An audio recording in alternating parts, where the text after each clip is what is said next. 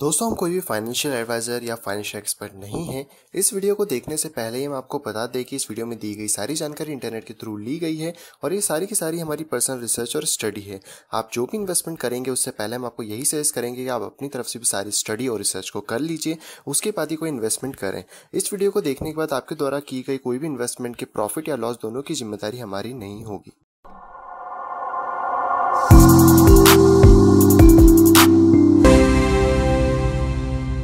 Hello दोस्तों, मैं हूं प्रताप, सभी का स्वागत करता हूं क्रिप्टो वैल्यू के बिल्कुल फ्रेश वीडियो के अंदर। तो दोस्तों, इस वीडियो में बेसिकली हम लोग देखने वाले हैं बिटकॉइन, इथेरियम, लाइटकॉइन और बीएनबी का टेक्निकल एनालिसिस। तो चलिए दोस्तों, बिना टाइम वेस्ट करे हम लोग चलते सीधे कंप्यूटर स्क्रीन पे और देख लेते हैं कि क्या चार्ट्स हमको बता रहे हैं। तो दोस्तों, यहाँ पे बिटकॉइन के चार्ट पे आ चुका हूँ। यह है बिटकॉइन का बिटमैक्स का चार्ट, वन डे का दोस्तों चार्ट है। वन डे के हिसाब से दोस्तों हम देखें तो प्राइस अभी भी एक जगह कंसोलिडेट कर रहा है और सबसे अच्छी बात मुझे ये लगी कि हम लोगों ने 200 एक्सपोनेंशियल मूविंग एवरेज के ऊपर 7 है और प्लस प्राइस में यहाँ पे टिकी हुई है। क्योंकि अगर हम वीकली की बात करें तो वीकली में हमारे लिए बहुत ज्यादा इंपॉर्टेंट था प्रीवियस वीक में कि हम लोग इसके ऊपर क्लोजिंग दे, जो कि हमने बहुत अच्छी तरीके से दी, यानी कि हमारा जो मूवमेंट है वो लॉन्ग टर्म के वाइज बहुत ज्यादा बुलिश है। प्लस दोस्तों यहाँ पे अगली कैंडल भी उसके आज साइड ही खुली। अब देखना ये होगा कि इस वीकेंड क्या चीजें चलती हैं, क्या ये साइड मूवमेंट्स में रहता है या फिर यहाँ से डंप लेता है या फिर एक और पंप लेने की तैयारी करता है।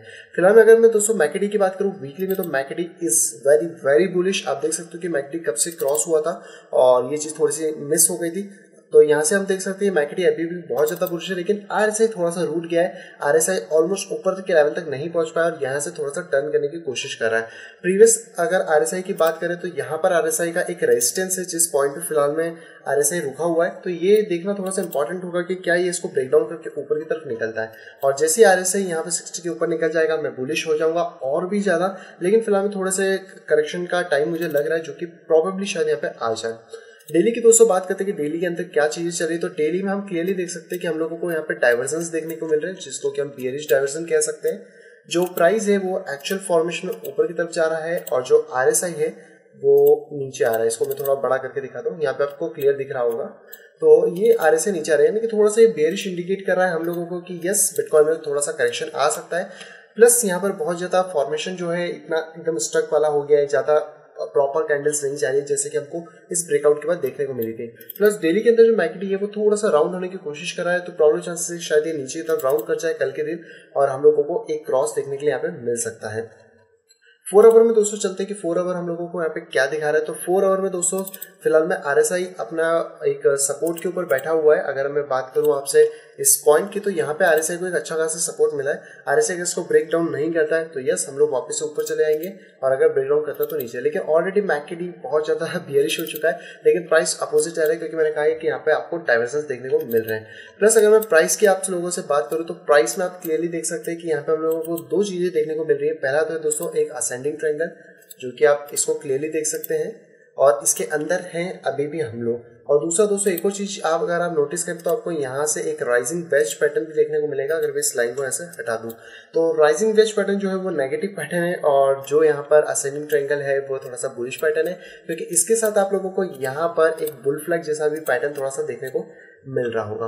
तो लेट्स अब यहाँ पे करना क्या है। तो दोस्तों फिर से ब्रेकआउट का मूवमेंट आ चुका है और बहुत ज्यादा इंपॉर्टेंट चीज है। तो अगर आप अपनी पोजीशंस लेना चाहते हैं तो मैं आपको ये कहूंगा कि आप 5358 या 60 के ऊपर अपना एक लॉन्ग का ट्रेड लगा सकते हैं और यहाँ पर ऑलमोस्ट इसका ये वाला सपोर्ट ब्रेक होने के बाद, जो कि $5040 के आसपास का है, ये ब्रेक होने के बाद आप अपने शॉर्ट से ट्रेड्स को ले सकते हो।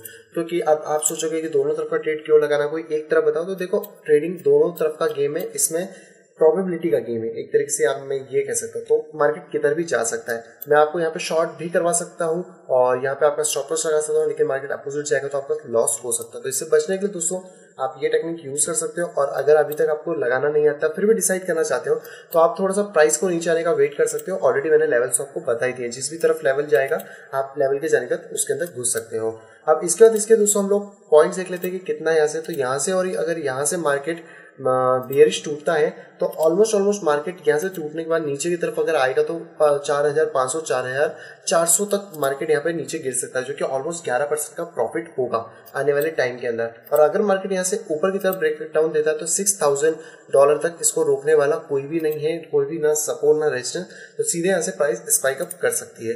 तो इस चीज का थोड़ा सा ध्यान रखिएगा कि इसमें ये चीजें हो सकती हैं। अब दोस्तों मैं थोड़े से बड़े टाइम फ्रेम की बात करता हूँ।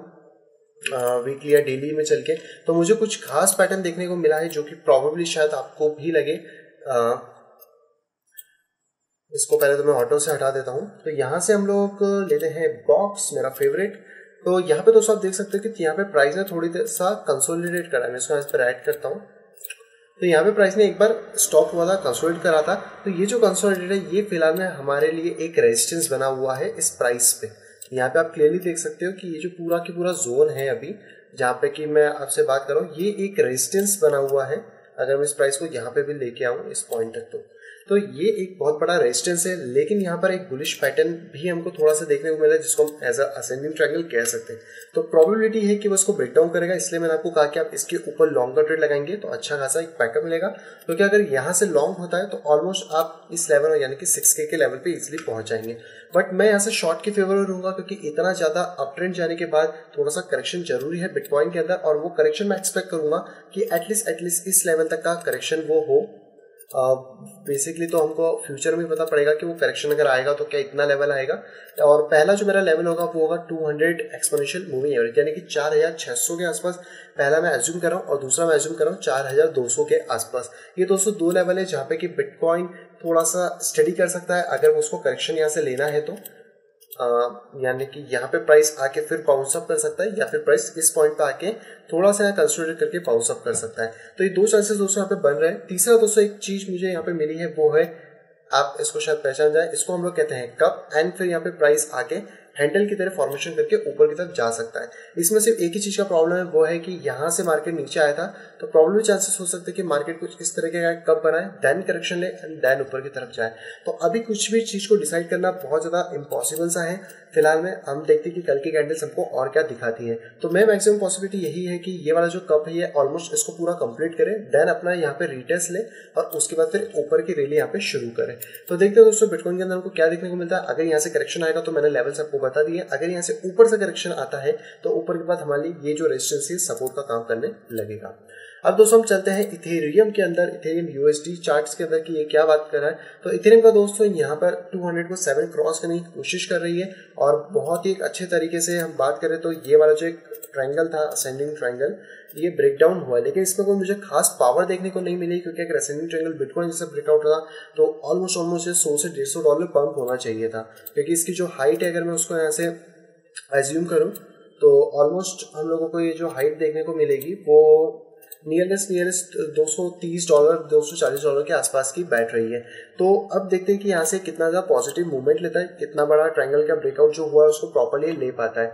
लेकिन अगर मैं 4 आवर के अंदर जाके देखूँ इथेरियम को, तो इथेरियम के अंदर भी सेम हम लोगों को एक पैटर्न देखने को मिल रहे हैं। पहला पैटर्न तो हमको यहाँ पे मिल रहा है एक बुल, आप इसको कह सकते हो। यहाँ पे हमको सिमेट्रिकल ट्रायंगल मिल रहा है, प्लस यहाँ से जो प्राइस है वो आया हुआ है, आप इसको यहाँ से या यहाँ से कंसिडर कर सकते हो।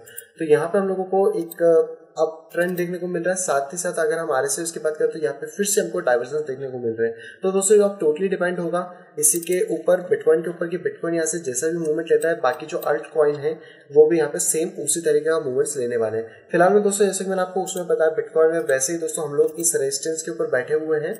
ये एक तरीके का रेजिस्टेंस जिसमें आप देख सकते हो क्लियरली कि प्राइस यहाँ से ऊपर गया था इस पॉइंट तक, लेकिन उसके बाद फिर से प्राइस वहीं पे कंसोलिडेट कर रहा है। तो मैक्सिमम पॉसिबिलिटी कि इसको तोड़ देगा ऊपर की तरफ, और अगर इथेरियम ऊपर की तरफ तोड़ता है तो बिटकॉइन भी ऊपर की तरफ जाएगा। तो आप किसी भी एक पे नजर रख सकते हो इस पूरे एरिया पे। ये पूरा एरिया एक थोड़ा सा मेजोरिटी एक रेजिस्टेंस वाला एरिया है, तो थोड़ा सा इसको देखना पड़ेगा, क्योंकि अभी यहाँ पे कोई ऐसा प्राइस एक्शन या कुछ भी चीज नहीं है जो कि इसको रोक सके। अगर मैं ट्रेंड लाइन की भी बात करूँ तो ट्रेंड लाइन ने फिलहाल में इसका यहाँ पे सपोर्ट बना हुआ है ट्रेंड लाइन। तो अगर ये इसके ऊपर इसको ब्रेक डाउन लेता है, इसको सपोर्ट लेके अगर ये ऐसे बाउंस करता है तो बहुत ज़्यादा अच्छी बात है। इसके साथ यहाँ पर हमारे पास एक और बॉटमिंग लाइन है। अगर ये इस ट्रायंगल के अंदर वापस आ जाता है, आप इसको राइजिंग वेज भी कह सकते हो, तो इसके अगर अंदर आ जाता है तो फिर थोड़ा सा बेयरिश लुकआउट हो सकता है। फिलहाल में दोस्तों मुझे मार्केट बेयरिश नहीं लग रहा है, मैं बहुत ज़्यादा बुलिश हो चुका हूँ, और उसके बारे में बताता हूँ कि मैं क्यों हुआ। LTC USD पे हम लोग चलते हैं दोस्तों, लास्ट हमारा कॉइन, और इसके बाद शायद BNB और ले लेते हैं। तो LTC का दोस्तों हमारे को दिख रहा है यहाँ पे हम लोगों ने ऑलरेडी एक रेजिस्टेंस लगाया था, जस्ट वहाँ से लाइट को नीचे आ रहा है।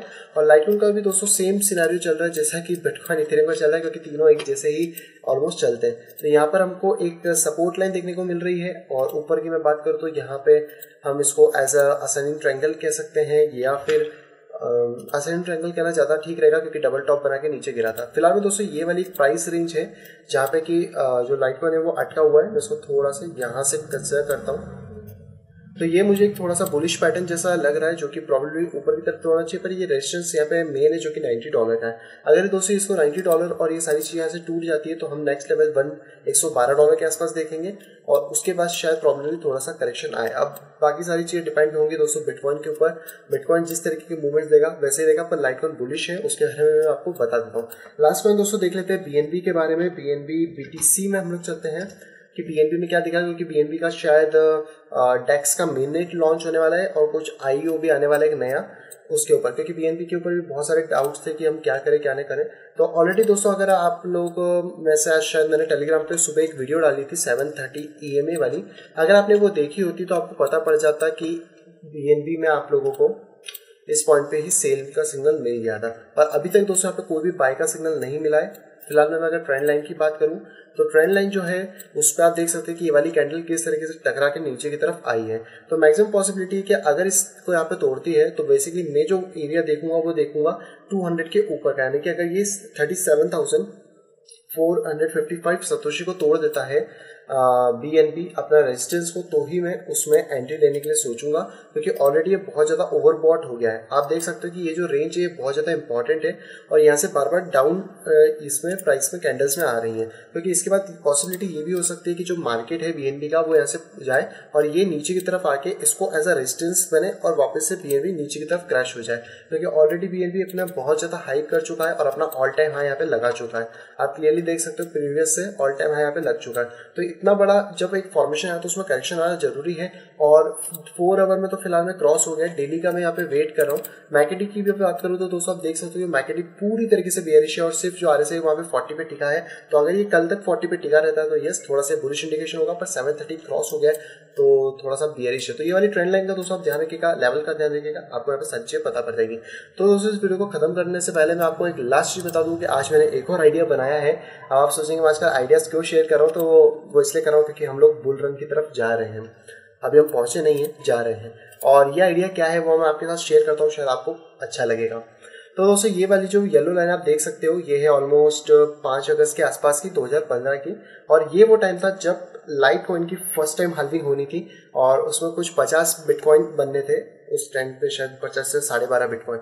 और उससे पहले आप देख सकते हो बिफोर हाल्विंग से पहले के टाइम ये जो परसेंट ऑफ ग्रोथ है वो था 599% का ग्रोथ। तो ये परसेंट आपको ग्रोथ मिला था और इसके बाद यहाँ से आप देख सकते हो कि जब हाल्विंग हुई थी उसके बाद से इसमें 11,000% का ग्रोथ आया था।